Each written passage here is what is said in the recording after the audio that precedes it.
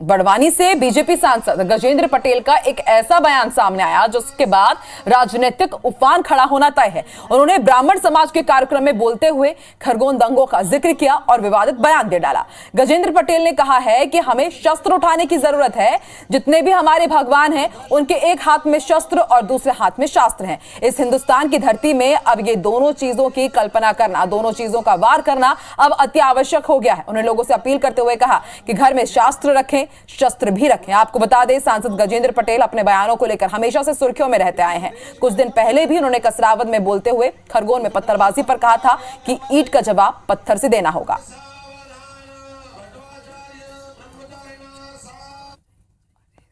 कुछ दिन पहले खरगोन की भूमि पर हमने जो दृश्य देखा, उस दृश्य को हमने आज याद करना चाहिए कि हम ज्ञान की बात तो करते हैं, परंतु शस्त्र उठाने की आवश्यकता हमें है। शास्त्र ब्राह्मण समाज के घरों में है। क्यों प्रेम सिंह जी? शस्त्र होना चाहिए, होना चाहिए। बताइए, शस्त्र होना चाहिए, होना चाहिए।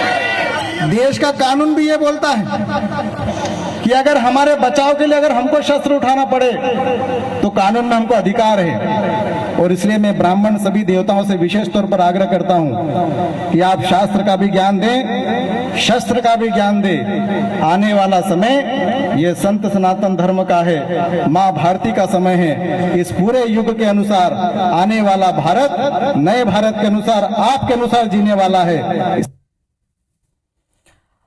तो आप सांसद गजेंद्र पटेल को सुन रहे थे। बड़वानी के कार्यक्रम में शिरकत करने के लिए वो पहुंचे थे और आपने सुना कि किस तरह से वहां पर उन्होंने विवादित बयान किया है। बड़ी बात यह है कि बड़ी मुश्किल से खरगोन में जो हालात हैं वो वहां पर सामान्य हुए हैं। कर्फ्यू अभी कुछ ही दिन पहले वहां पर पूरी तरह से हटाया गया है। कल ये खबर आई थी और उस बीच सांसद जो कि जिम्मेदार नेता है, जिम्मेदार पद पर है, उनका ये बयान कितना ज्यादा भारी पड़ सकता है ये तो आने वाले दिनों में ही पता चलेगा, लेकिन राजनीतिक उफान आना तय है। चलिए, इस वक्त हमारे साथ चर्चा करने के लिए राजनीतिक दलों से भी हमारे साथ लोग जुड़ रहे हैं। हमारे साथ राहुल कोठारी जी बीजेपी की तरफ से जुड़ रहे हैं, तो वहीं कांग्रेस की तरफ से भी हमारे साथ नरेंद्र जी जुड़ेंगे। राहुल जी, स्वागत है आपका। सर, आपने बयान सुना होगा कि किस तरह से जो सांसद हैं गजेंद्र जी वो बोलते हुए नजर आ रहे हैं कि हमें शस्त्र उठाने की जरूरत है। बड़ा सवाल ये कि बड़ी मुश्किल से अभी खरगोन में कर्फ्यू हटा है, हालात सामान्य हुए हैं, फिर इस तरह से भड़काऊ भाषण देने की क्या जरूरत पड़ जाती है?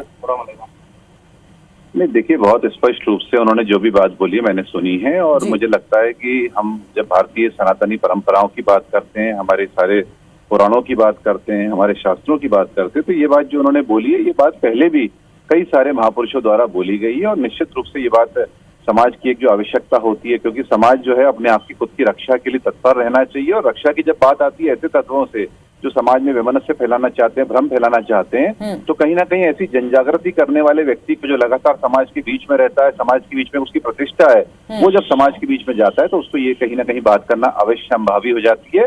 ये अपनों के बीच में अपनों के साथ की हुई बातचीत है। इसको कोई भी राजनीतिक रंग देना जो है अपने आप में कहीं भी अच्छे परिप्रेक्ष्य में दिखाई नहीं देता। हमें लगता है कि ये उनकी जो बात है वो उन्होंने जिस परिप्रेक्ष्य में बोली है वो बिल्कुल सार्थक तरीके से बोली है और इसका कहीं ना कहीं कोई भी गलत अर्थ निकालना चाहता है या राजनीतिकरण करना चाहता है तो इसका हम साथ नहीं देंगे।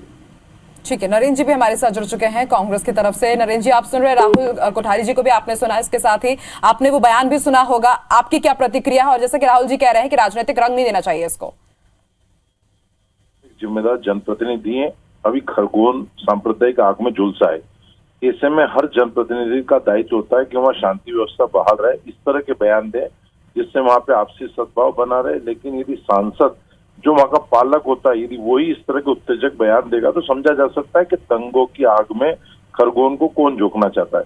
आप देखें, पहले भी सांसद का एक वीडियो सामने आया जिसके अंदर वो कह रहे हैं ईंट का जवाब पत्थर से दो, बड़ी आपत्तिजनक बातें कर रहे हैं, जिस समय भी हमने उनके बयान की निंदा करी। अब सांसद ऐसा लग रहा है कि शायद जो समाज को बांट के वहाँ राजनीतिक फायदा लेना चाहते हैं, वोटों का ध्रुवीकरण करना चाहते हैं, इसलिए इस तरह के बयान दे रहे हैं। जबकि उनकी जवाबदारी ये होती है कि अभी इस तरह के बयानों से बचना चाहिए क्योंकि अभी वहाँ स्थिति शांत है। लेकिन जो इस तरह के बयानों से वापस माहौल खराब हो सकता है, ये समझना चाहिए उनको। और जिस प्रकार के वो बयान दे रहे हैं, मैं कह रहा हूँ शास्त्रों में या धर्म ग्रंथ में क्या लिखा है, अभी आवश्यकता नहीं है आपको उस बातों की करने की। अभी आवश्यकता है वहाँ शांति की अपील करने की। सभी सद्भाव शांति मार्च निकालें, सभी समुदाय को बिठा के आपस में विमनत से दूर करें, वापस एक दूसरे से मेलजोल से सब रहे, भाईचारे से रहे। लेकिन यदि सत्ता का संरक्षण है भारतीय जनता पार्टी की सरकार है जिसकी नीति सब जानते हैं कि वो विकास के मामले पे चुनाव नहीं चाहती है, 2023 में किन मुद्दों पे चुनाव चाहती है, तो वही सांसद उसको आगे बढ़ा रहे हैं। ये तो भाजपा का आरएसएस का एजेंडा है कि समाज को बांटो और उसका राजनीतिक फायदा लो। यदि इन लोगों को समाज की चिंता होती, खरगोन की चिंता होती, अपने क्षेत्र की चिंता होती, तो सांसद कभी इस तरह का बयान नहीं देते।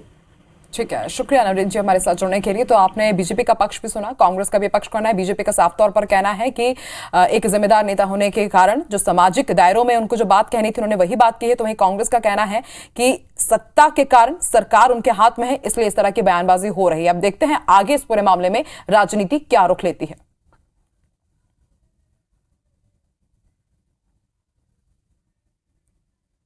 आइए एक बार आपको फिर से सुनवाते हैं बीजेपी सांसद का विवादित बयान जो जमकर वायरल हो रहा है। कई विधर्मी लोग इस भारत भूमि पर कुछ दिन पहले खरगोन की भूमि पर हमने जो दृश्य देखा, उस दृश्य को हमने आज याद करना चाहिए कि हम ज्ञान की बात तो करते हैं, परंतु शस्त्र उठाने की आवश्यकता हमें है। शास्त्र ब्राह्मण समाज के घरों में है। क्यों प्रेम सिंह जी? शस्त्र होना चाहिए, होना चाहिए। बताइए, शस्त्र होना चाहिए, होना चाहिए।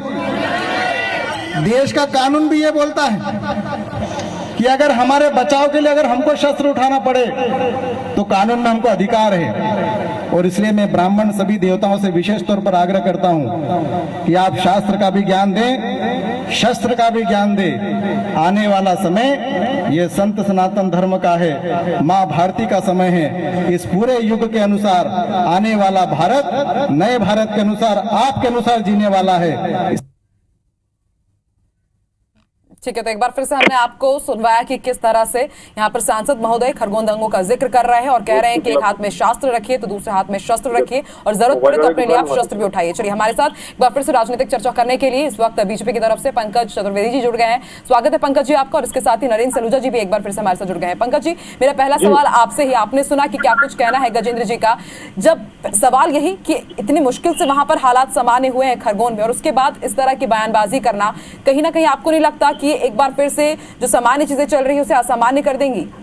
देखिए, गजेंद्र जी ने जो कहा उनके हमको भाव को समझना पड़ेगा। हम शब्दों पर दोनों पर बात करेंगे, भावार्थ पर भी और शब्दार्थ पर भी।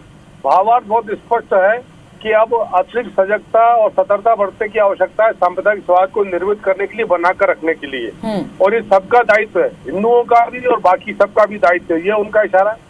दूसरा इनका इशारा है कि हमको सजग सतर्क रहना है कि ऐसी कोई स्थिति परिस्थिति ना बने कि सांप्रदायिक वातावरण निर्मित हो। और तीसरा उन्होंने कहा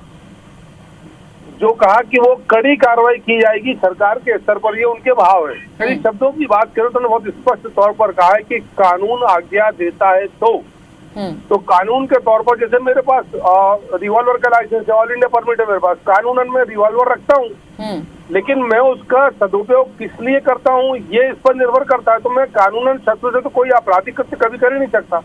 तो गजेंद्र जी ने जो आपकी बाइट में है बहुत स्पष्ट तौर पर कहा है कि देश का कानून जिन शस्त्रों की आज्ञा देता हो, और वैसे भी हमारे तो दंड की, जिसको हम सामान्य भाषा में दंडा कहते हैं, दंड की परंपरा है। तो दंड रखा जाता है, ये सनातन परंपरा का प्रतीक है। आज भी गाँव में, देहात में, सब घरों में दंड होता है जो सहारे के अलावा रक्षा के काम भी आता है। तो मुझे लगता है कि उनके पंकज जी, लेकिन किसी दूसरे देश में अगर कोई दूसरा मामला होता तब ये बातचीत की जाए तो चलिए ठीक है कि मान लेते कि हाँ, हमें भी पूरा अधिकार है कि अगर हम पर कोई हमला कर रहा है तो हम भी हमला उनके ऊपर करें अपने बचाव के लिए। लेकिन खरगोन दंगों का जिक्र करना, कितने दंगों की आग में झुलसा है खरगोन, ये हम सब ने देखा है। आकांक्षा जी, हमको आप पूरे समाज को बहुत व्यापक रूप से निष्पक्ष होकर इस पर विमर्श करना पड़ेगा कि दंगाई कौन, किसने प्रारंभ किया, कौन दंगाई, कौन हमलावर और कौन पीड़ित। मैं तो ये जानना चाहता हूँ कि क्या रामनवमी का जुलूस निकाले, हम पाकिस्तान में जाएं, अफगानिस्तान जाएं, बांग्लादेश जाएं, जहाँ हिंदुओं को चुन चुनकर मारा और काटा जाता है, हिंदू बेटियों के साथ जबरन पाकिस्तान में बलात्कार किया जाता है, पाकिस्तान में उनका धर्म परिवर्तन किया जाता है, वहाँ हम राम की बात करेंगे? राम के देश में यदि राम की बात हो और यदि किसी सड़क के आधार पर, गली के आधार पर, जाति के आधार पर मोहल्ला धार्मिक हो जाए कि वो मोहल्ला उनका सड़क उनकी, तो ये भारत में चलेगा क्या? और सबको सोचना चाहिए। ठीक है, मैं इसका जवाब नरेंद्र जी से भी लेती हूं, हमारे साथ वो भी जुड़े। नरेंद्र जी, आप सुन रहे हैं पंकज जी को भी, इससे पहले आपने राहुल जी को भी सुना, क्या कुछ कहना है आपका सर? देखिए, पंकज जी की विचारधारा भी थोड़े दिन पूर्व बदली है। थोड़े दिन पहले ये सर्वधर्म सद्भाव की बात करते थे, धर्म अभी भी कर रहे हैं। करते थे, और आज ये बात कर रहे हैं जो विषय से भटक कर। विषय ये है कि खरगोन के सांसद का बयान उचित है या अनुचित है, और उसकी वजह वो कह रहे हैं मेरे पास ऑल इंडिया परमिट है और दंड की परंपरा। यहाँ दंड की बात नहीं हो रही, ना ऑल इंडिया परमिट रिवॉल्वर के लाइसेंस की बात हो रही, यहाँ बात हो रही कि उन्होंने शस्त्र उठाने की बात कही है। क्या ये उचित है ऐसे समय जब खरगोन सांप्रदायिक आंख में झुलसा है?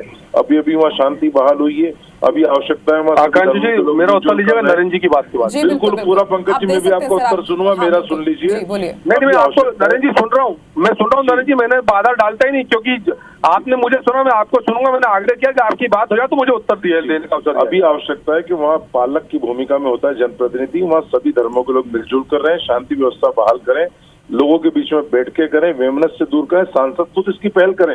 लेकिन इस सांसद ही कहेंगे कि ईंट का जवाब पत्थर से दो और अब शस्त्र उठा लो, तो ये तो समझा जा सकता है कि अभी भी शांति लगता है लोगों की आंखों में आ रही है, लोग चाहते नहीं कि वहाँ शांति रहे, अभी भी भड़काने वाले बयान दे रहे हैं ताकि फिर खरगोन उस दंगों की आग में झुलसे और उसका राजनीतिक फायदा लिया जा सके। बिल्कुल नरेंद्र जी समझा सकता है, पंकज जी ये भी समझा सकता है कि आगे अब इस बयान के बाद राजनीतिक चर्चाएं बहुत होंगी सियासी गलियारों में। अब कभी हम देखेंगे कि तूफान यहाँ पर उठता हुआ नजर जरूर आएगा। आप दोनों का ही शुक्रिया पूरी बातचीत करने के लिए। मेरा उत्तर रह गया आकांक्षा जी, मेरा उत्तर रह गया।